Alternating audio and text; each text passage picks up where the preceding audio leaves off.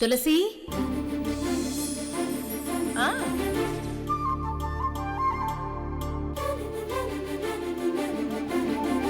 Problem ఉందా?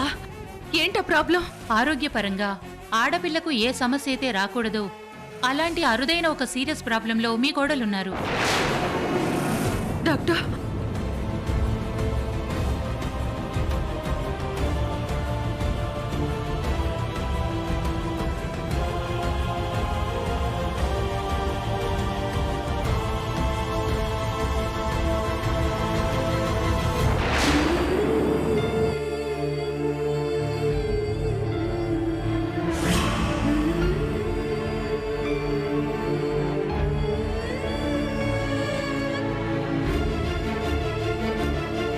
ఒక డాక్టర్గా సిచ్యువేషన్ ఎంత సీరియస్గా ఉందో మీకు వివరించాను. ఇక మీది బాధ్యత. అర్థమైంది డాక్టర్. నా కోడలు ఝాన్సీ నా కూతురుతో సమానం. నా కోడలు ప్రాణాన్ని నేను కాపాడుకుంటాను.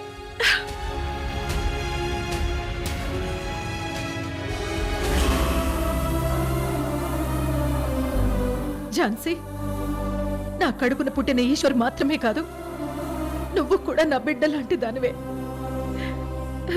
నిన్ను కాపాడుకోవడానికే ఈశ్వర్ నుంచి నిన్ను దూరంగా పెట్టాను.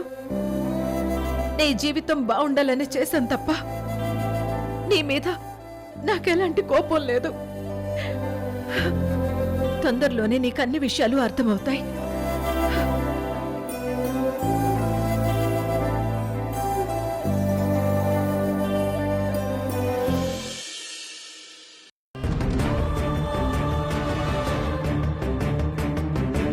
రేవతి గురించి ముఖ్యమైన విషయం మాట్లాడాలని అన్నయ్యగారు ఫోన్ చేశారు.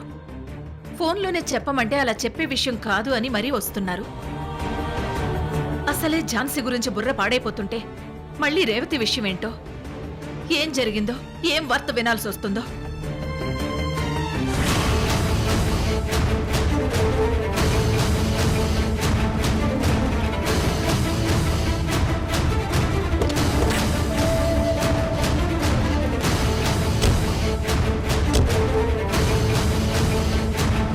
వదినా, బావున్నారా? నమస్తే జలమ్మ. నమస్తే. ఏదో ముఖ్యమైన విషయం మాట్లాడాలన్నారు. అదేంటో వెంటనే చెప్పండి అన్నయ్య గారు. అది నా చెవిలో పడితే గానీ నా టెన్షన్ తగ్గేలా లేదు. విషయం ఏంటో చెప్పడానికి ముందే టెన్షన్ పడుతున్నావు అంటే చెప్పాక ఇంకెంత టెన్షన్ పడతావో అనిపిస్తుంది. ఏమండి, జీడిపాకంలో సాగదీయకుండా విషయం ఏంటో చెప్పొచ్చు కదా. చెప్తానోయ్, చెప్పడానికే కదా పని కొట్టుకుని కారేసుకుని మరీ వచ్చింది. అన్నయ్య గారు, చెప్పాల్సిన విషయం ఏంటో నాతో చెప్పేసి ఆ తర్వాత మీరిద్దరూ మాట్లాడుకోండి ప్లీజ్. అన్నయ్య గారు. అలాగే చెల్లెమ్మ. మీ అబ్బాయి విష్ణు మా ఇంటికి వచ్చాడు. వచ్చి శుభవార్త ఏమీ చెప్పలేదమ్మా. మీ అమ్మాయి నా కుద్దు మావయ్య గారు వచ్చి తీసుకెళ్ళిపోండి అని పెద్ద బాంబే పేల్చాడు. నెత్తి మీద పిడుగొచ్చి పడ్డట్టయింది మా పరిస్థితి. అన్నయ్య గారు, ఏంటి మీరనేది? అవునుదినా, పెళ్ళైన కొత్తలో వారిద్దరూ ఒకరికొకరు దూరంగా ఉన్నారు. తర్వాత మనం సర్ది చెప్పాక చక్కగా కాపురం చేసుకుంటున్నారు అని మేమనుకుంటుంటే అసలు వాళ్ళు కాపురమే చేయడం లేదట. ఇప్పటికీ మీ అబ్బాయిని మా అమ్మాయి దూరంగానే గింటేసిందట. 4 గోడల మధ్య విషయం ఈ పెద్దోడు డైరెక్ట్గా అత్తమామలకే చెప్పాడన్నమాట. అర్థమైంది. చెల్లెమ్మ, ఒకప్పుడు రేవతి కావాలని గొడవ చేసిన వాడు ఇవాళ వద్దు తీసుకెళ్ళిపోమంటున్నాడు. కాస్తో కూస్తో మా అమ్మాయి వైపు తప్పు ఉంటే ఉండవచ్చు, కానీ ఆ తప్పుకు తెగదెంపులు చేసుకోవడం అనేది పరిష్కారం కాదు కదా చెల్లెమ్మ. కంట్లో నలుసుబడినా కాలికి ముళ్ళు గుచ్చుకున్నా మీరు తీయగలరు. ముళ్ళ కంప మీద పడ్డ చీరను కూడా చిరిగిపోకుండా తీయగలరు. అందుకే మేం మీ దగ్గరకు వచ్చాం. మీరే ఏదైనా ఆలోచించగలరు. విడిపోకుండా వాళ్ళ కాపురం చక్కదిద్దగలరు. అర్థమైంది అన్నయ్య. మా వాడి కోపంలోనూ అర్థం ఉంది, మీ అమ్మాయి ఆశలోనూ అర్థం ఉంది. వదినా, మా అమ్మాయి ఆశలో అర్థం ఉన్నా ఆ వంకతో అల్లుడు గారిని దూరం పెట్టడం తప్పు వదినా. ప్రేమించినప్పుడు దాని బుద్ధి ఏమైంది? విష్ణుబాబు అటెండర్గా పనిచేస్తున్నాడని తెలుసుగా దానికి. తెలిసే కదా తాళి కట్టించుకుంది. నువ్వన్నదే నిజమే వదినా. కానీ మంచి చెడు ప్రతిదీ ముందే తెలుసుకుంటే ఇలాంటి గొడవలు ఉండవు కదా. మా అమ్మాయి కడుపండి పాపనో బాబనో ఇస్తుందని మేము ఎంతో ఆశగా ఎదురు చూస్తున్నామమ్మా. నాకు మాత్రం ఆశ లేదేంటన్నయ్య. నా పిల్లల పెళ్లిళ్లు జరిపిస్తాను, నా కుటుంబం సంతోషంగా ఉంటుందని ఆ నందినితో సవాల్ చేసి మరీ పెళ్లిళ్లు జరిపించాను. మరి పెళ్లి అన్న పంట పండాలి అంటే చక్కగా వాళ్ళు కాపురం చేయాలి, ఒకరి తర్వాత ఒకరు పిల్లల్ని కనాలి. అప్పుడు కదా ఆ నందిని మమ్మల్ని చూసి ఇంకా కుళ్ళుకుంటుంది. అవునమ్మా, అది జరగాలంటే మీరే ఏదో ఒకటి చెయ్యాలి. చేస్తాను అన్నయ్య గారు, ఇప్పుడే లాయర్తో మాట్లాడతాను. ఆ? ఇప్పుడు లాయర్ అవసరం వచ్చింది చెల్లెమ్మా. ఓ, ఏదైనా సలహా తీసుకుంటారా? అయితే మాట్లాడు.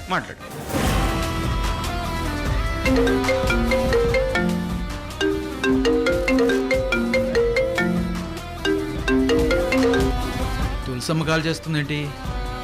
హలో, నమస్కారం తులసమ్మ, ఎలా ఉన్నారు? నమస్తే లాయర్ గారు, మీతో ఒక ముఖ్యమైన విషయం మాట్లాడాలి. ఏంటో చెప్పండమ్మా. మా పెద్దబ్బాయి విష్ణుకి పెద్ద కోడలు రేవతికి విడాకులు ఇప్పించాలి.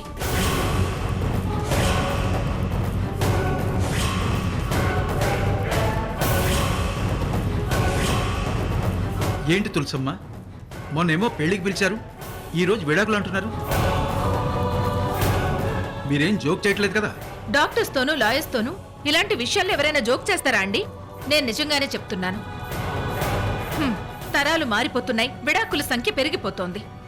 అమెరికా లాంటి దేశంలో అయితే 1000 పెళ్లిళ్లకి అందులో 400 పెళ్లిళ్లు విడాకులతో వేరవుతున్నారు. అదే మన దేశంలో ప్రతి 1000 పెళ్లిళ్లకు 30 జంటలు విడిపోతున్నాయి. ఆ జంటల్లో మా పెద్దబ్బాయి విష్ణు, పెద్ద కోడలు రేవతి ఉన్నారనుకోండి. పెద్దల ప్రయత్నాలు ఫలించినప్పుడు కొన్ని తప్పవు కదా.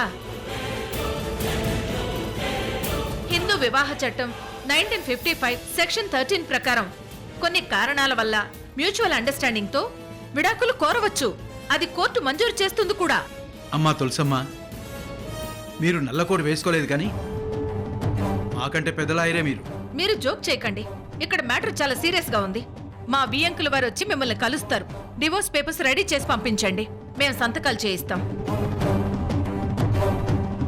అలాగే తులసమ్మ. ఉంటానండి.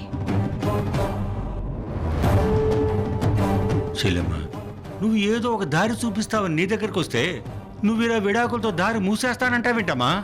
అన్నయ్య గారు, పిల్లల్ని విడదీయాలని నేను మాత్రం ఎలా ఆలోచిస్తాను? రేవతి మాట వినట్లేదు గనుక మనం తనని ఎమోషనల్ గా టెన్షన్ పెట్టాలనుకుంటున్నాను. ఎంతగానో ఇష్టపడి పెళ్లి చేసుకున్న జంటకి పెళ్లి అంటే ఏంటో తెలియచేయడం కోసమే ఈ విడాకుల డ్రామా. తెగిపోతున్నప్పుడే బంధం విలువ తెలుస్తుంది. అలాంటి పరిస్థితే వాళ్ళ జీవితాల్లో వచ్చిందని రేవతి విష్ణుకి అనిపించేలా మనం డ్రామా ఆడాలి. అసలు వాళ్ళకి మన మీద అనుమానం రాకుండా ఉండాలి. అప్పుడు వాళ్లే కలిసిపోతారు. అర్థమైంది వదినా. కలపడం కోసమే ఈ విడదీయడం అనే డ్రామా వదినా. డివోర్స్ పేపర్స్ తీసుకుని మీరిద్దరూ రేపు మా ఇంటికి వచ్చేయండి. అలాగే చెల్లెమ్మా, నీ ఐడియా అద్భుతం. ఇప్పుడు మాకు కాస్త ప్రశాంతంగా ఉంది. వెళ్ళొస్తాను చెల్లెమ్మా. వస్తా వదినా.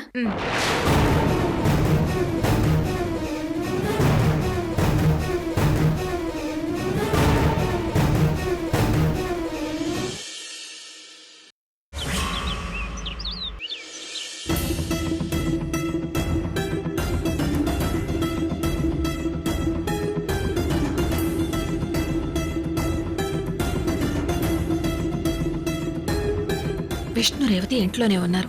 అర్జునరావు అనేవాళ్ళు ఈ టైం కల్లా వచ్చి రచ్చ చేయాల్సిన వాళ్ళు ఇంకా రాలేదేంటి?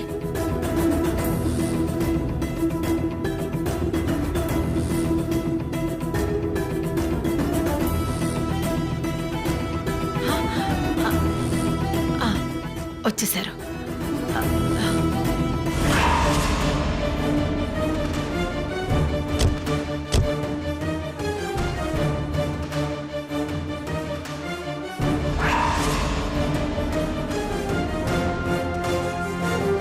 రండన్నయ్య గారు, లాయర్ని కలిశారు కదా, డివోర్స్ పేపర్స్ తీసుకొచ్చారు కదా? తీసుకొచ్చాను చెల్లెమ్మా. కలిసిమెలిసి ఉండాల్సిన కుటుంబంలో ఏదైతే మాట్లాడకూడదో ఆ ముచ్చటే మనతో మాట్లాడించేలా చేస్తున్నారు. అయినా తప్పదు, అంతా వాళ్ళను కలపడం గురించే కదా. అవునుదినా. మన మీద రేవతికి ఎట్టి పరిస్థితుల్లోనూ అనుమానం రాకుండా డ్రామా ఆడాలి. ఈ డివోర్స్ డ్రామాతో హై టెన్షన్ పెట్టేసి విష్ణుని వదిలి నేనుండలేను, తనతో కాపురం చేస్తానని రేవతితో అనిపించాలి. ఆ? ఈ దెబ్బతో వాళ్ళ కాపురం చక్కబడాలి. అలాగే చెల్లెమ్మ.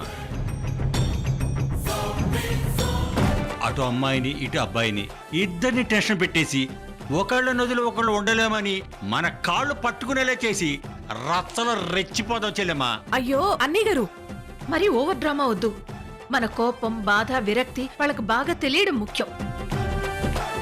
అవును చెల్లెమ్మ, ఇప్పుడు నువ్వు చెప్పిన ఈ 3 ఎమోషన్స్ హైలైట్ అయ్యేలా చేసి అదరగొట్టేద్దాం అంతే. అలాగే అన్నయ్య గారు, ఇప్పుడే రేవతిని పిలుస్తానుండండి. రేవతి, రేవతి, మీ అమ్మా నాన్న వచ్చారు, ఒకసారి కిందికి రా. వస్తున్నానత్తయ్య. వస్తుంది అన్నయ్య గారు.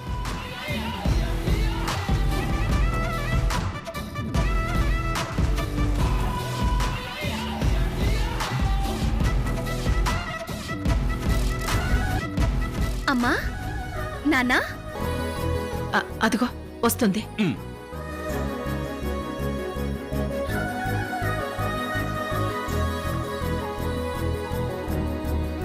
అమ్మా. రేవతి, ఏంటమ్మా సడన్ సర్ప్రైజ్?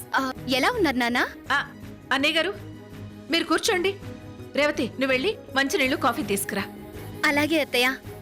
మీరు కూర్చోండి నాన్నా, నేను వెళ్ళి కాఫీ తీసుకొస్తాను. అన్నయ్య గారు కూర్చోండి అని చెప్పినా మీరు ఇంకా అలా నిలబడే ఉన్నారేంటి? కూర్చోండి అన్నయ్య గారు. కూర్చోండి నాన్నా. మేము కూర్చోవడానికి రాలేదు.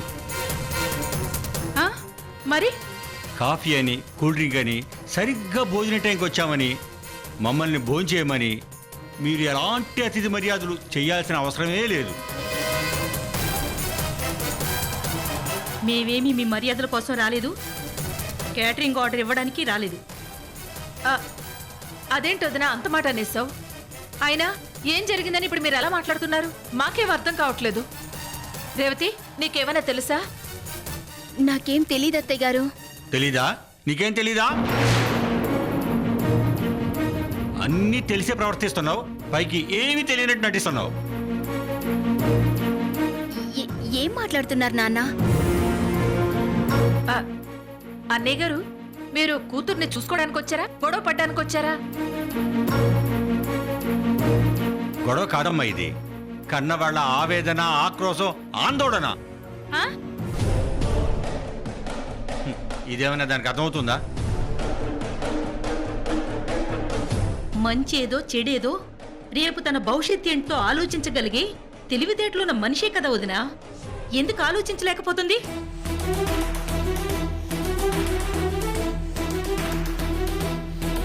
తొమ్మిది నెలలు కడుపున మోసి కని పెంచి పెళ్లి చేశాం.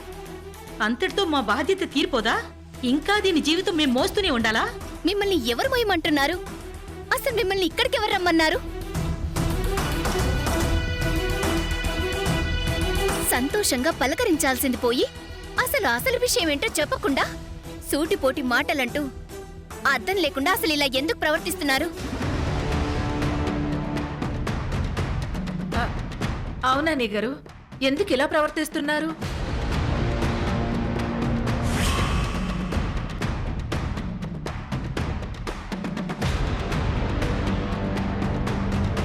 రేవతి గురించి నేనే వెళ్ళి ఆవేశంగా మాట్లాడినందుకే రేవతి వాళ్ళ అమ్మా నాన్న వెంటనే బయలుదేరొచ్చారు. ఈ గొడవ ఇంకాస్త ఎక్కువే జరగాలి. నా లైఫ్లో రేవతి ఉండటమా, శాశ్వతంగా వెళ్ళిపోవడమా, ఏదో ఒకటి ఈ రోజే డిసైడ్ అయిపోవాలి.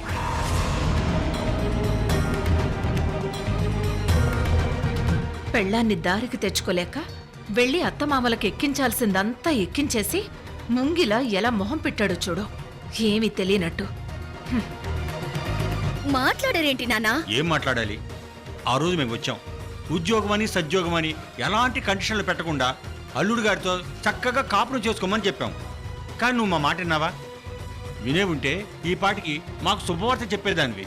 నీతో పాటు చదువుకున్న వాళ్ళందరికీ పెళ్లిళ్ళు అయిపోయాయి, పిల్లలు కూడా పుట్టారు. ఒకళ్ళిద్దరు పిల్లలైతే చక్కగా పరిగెడుతున్నారు కూడా. కానీ నీ సంగతి ఏంటి? ఈ రోజు వరకు అల్లుడి గారితో నువ్వు సంతోషంగా లేవు, ఇక ముందు ఉంటావన్న నమ్మకం కూడా లేదు. నాన్నా, విష్ణుతో నేను సంతోషంగానే ఉన్నాను.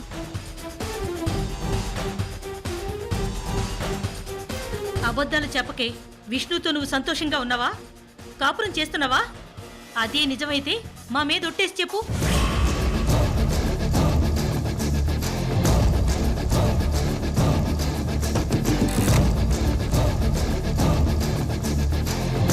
ఏంటి ఆలోచిస్తున్నావు? నువ్వు చెప్పింది నిజమే అయితే ఒట్టేయడానికి ఏమైంది?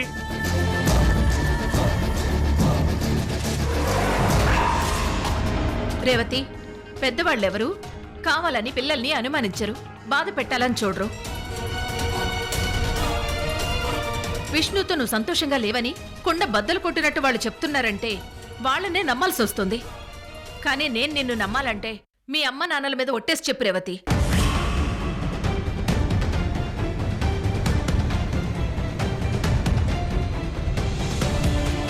అది విషయం. ఒట్టే లేకపోతుంది అంటే అర్థమవుతుందిగా చెల్లెమ్మా.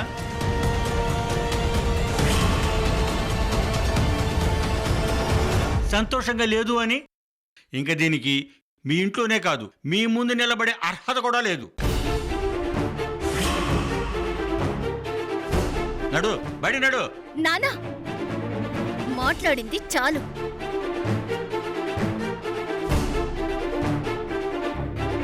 అయినా నా ఇంట్లోంచి నేనెందుకు బయటికెళ్ళాలి?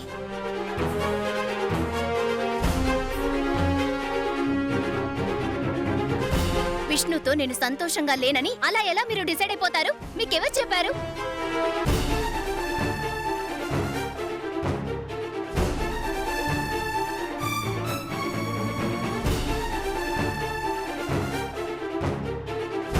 నేనే చెప్పాను.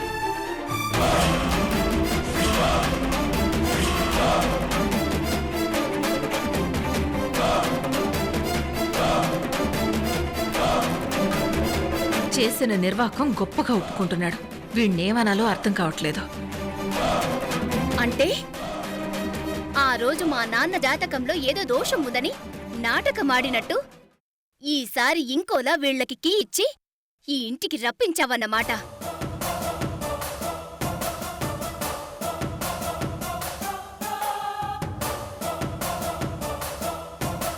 నేను నీ గురించి ఏం ఆలోచిస్తున్నానో, ఎందుకు ఆలోచిస్తున్నానో అర్థం చేసుకోకుండా 4 గోడల మధ్య ఉండాల్సిన విషయం వెళ్ళి మా అమ్మా నాన్నలతో చెప్తావా? నీకసలు బుద్ధుందా?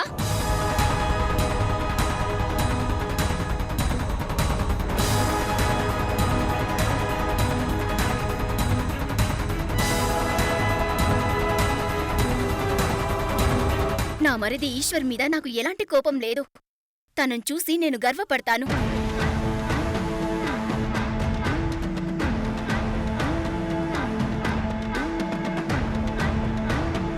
నిన్ను కూడా నేను ఆ స్థాయిలో చూడాలని ఆశపడ్డాను.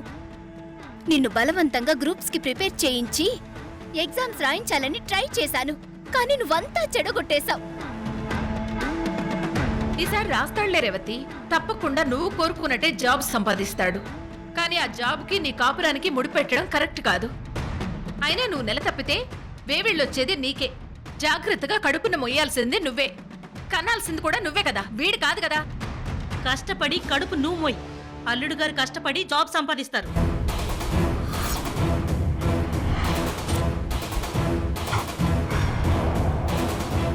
అప్పుడిద్దరికీ సంతోషమే, మా అందరికి కూడా సంతోషమే. అత్తయ్య, మీ ఇద్దరికిద్దరు భలే చెప్తున్నారు. మీరు కూడా ఏంటత్తయ్య? నేను మంచి చెప్తున్నాను రేవతి. మీ అమ్మ నాన్న కోరుకునేది కూడా అదే.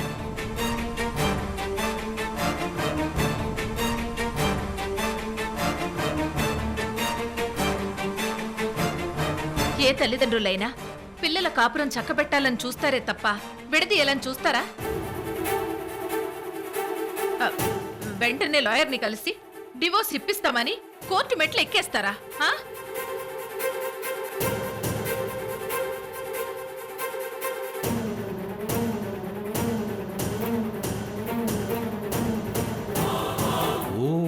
విడాకుల విషయం నేను ఇంకా ఎత్తలేదని చెల్లెమ్మ గుర్తు చేస్తుంది. బ్రహ్మాస్త్రం అంటే అదే కదా. ఏంటని గారు ఆలోచిస్తున్నారు? ఆలోచించడానికి ఏం లేదమ్మా. కలిపే ప్రయత్నంలో మనమందరం విఫలమయ్యాం కనుక వీళ్ళిద్దరిని విడదీస్తేనే మంచిదని నా ఒపీనియన్.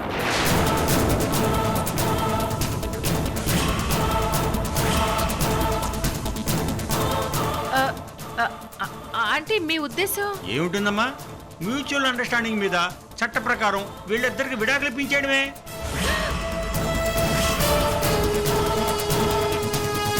రేవతి పొగరికి విడాకులే పరిష్కారం. లాయర్ని కలిసి డివోర్స్ పేపర్ని కూడా తీసుకుని వచ్చాం. ఇదిగో బాబు, ఇక్కడ సంతకం పెట్టు. అమ్మా రేవతి, నువ్వు కూడా సంతకం పెట్టు.